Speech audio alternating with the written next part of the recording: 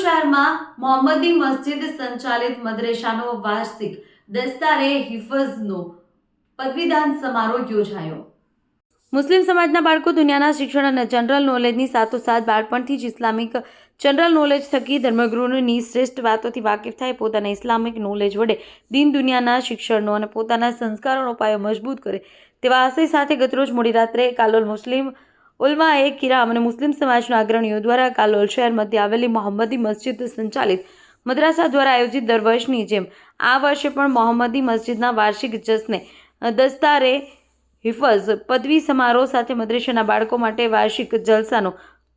ઉજવણી કરવામાં આવી હતી, જેમાં મોટી સંખ્યામાં બાળકો આ જલસામાં જોડાયા હતા અને ખૂબ જ સુંદર નાત શરીફ, મનકબત અને દુરુદો સલામ સાથે ધાર્મિક પઠન કરી લોકોને મંત્રમુગ્ધ કર્યા। જ્યાં રોનક સ્ટેટ ઉપર બિરાજમાન મુકરીરે શીરી બયાન શેખુલ હદીશ દારુલ ઉલમ આણંદના હજરત મૌલાના ગુલામ રસૂલ દંત્યાર સાહેબના હસ્તે કાલોલ શહેરમાં 4 હાફિઝો 6 હાફિઝોના જેમાં હાફિઝ મુઆઝ હુસૈન ગોડાવાલા, હાફિઝ અંબાર સિરાજ ગોરા, હાફિઝ અદનાન હુસૈન રલિયા, હાફિઝ ફઝલ રમઝાન મોકરિયા, હાફિઝ મંતશા ઇરફાન ગોડાવાલા, હાફિઝા હુમેરા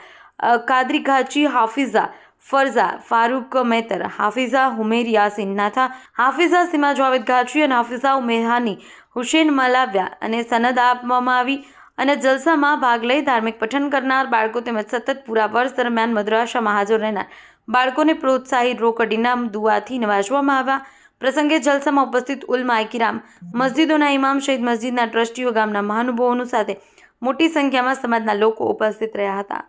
વાત્સલ્યમ સમાચાર, સાજિદ વાઘેલા, પંચમહાલ। દેશ અને દુનિયાના સમાચાર જોવા માટે અમારી ચેનલ વાત્સલ્યમ સમાચારને સબસ્ક્રાઇબ કરો અને બેલ આઇકોન પર ક્લિક કરો, જેથી આપને રોજે રોજની તમામ અપડેટ મળતી રહે। સાથે જ અમારા ફેસબુક અને ઇન્સ્ટાગ્રામ પેજને ફોલો કરો।